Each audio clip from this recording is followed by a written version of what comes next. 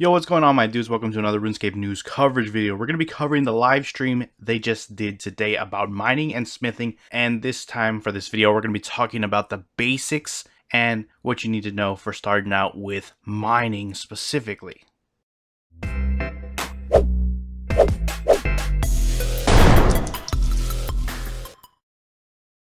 Alright guys, over the coming days I'm going to be rolling out these mining and smithing rework videos because there's going to be a lot to cover, and I think breaking it up into different pieces is going to be much more easier to understand and follow. So for this particular video we're going to be covering basically just mining and the basic mechanics and rundown of how mining is going to work with the rework. So let's just jump right into it. First and foremost, mining is going to be a continuous and AFK method after this rework. All you're going to have to do is be able to click on a rock and then you'll be able to mine away AFK to your heart's content. Rocks will not deplete and you won't have to compete for resources with other players also mining the same rock as you. XP is going to be gained whenever you strike the rock, but you're not necessarily going to be getting ore every time. XP is going to be scaling based on your mining level, and if you boost your mining level through the various methods that you can boost your mining level, your XP will boost and act as if your boosted mining level is your actual mining level in terms of determining your XP you're getting per strike. They said that strength is going to affect the speed at which you gain ore at a 1/10 rate that scales up.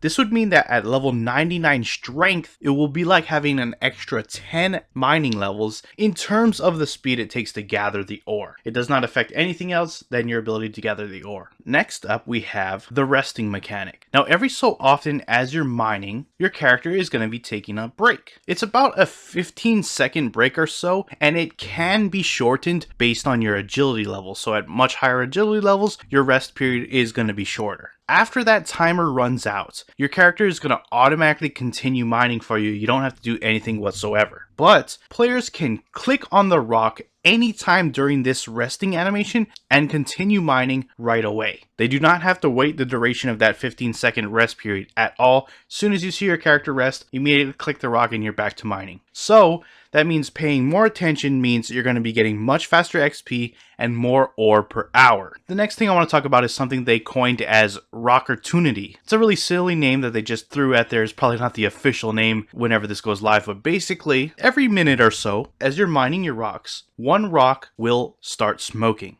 Now, the unique thing about this rock is if you actually are paying attention and you go and mine the rock that happens to be smoking, on the first strike, the rock will grant 10 times the normal XP. These smoking rocks will not disappear until you interact with them, and no one else can see your smoked rock. It's important to note that smoked rocks will only show up on the same type of rock that you're currently mining. So if you're in like a quarry that has multiple different types of ores, it will not make you mine an ore that you're not already mining currently. The next thing I want to show off is the progress bar. You may have noticed it while he was mining throughout this video so far. But there is going to be a progress bar above your head as you mine. Once that bar fills, that means you receive an ore. Pretty simple mechanic. Like I said previously, you're not going to be getting ore every time you strike, but every time you strike, it will increase that bar, and once it's full, you will get an ore. I mentioned earlier that strength is going to play a role into this.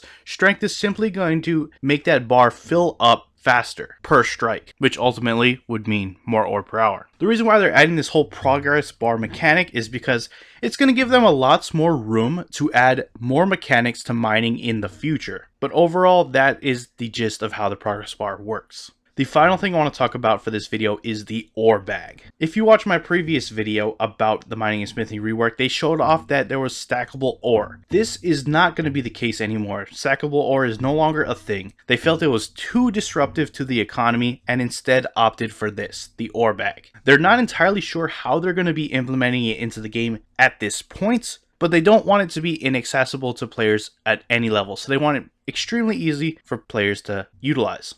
It could be likely that they'll make it an addition to the tool belt or something similar to that. And you will not need to unlock the ore bag. It will be available to all players on release.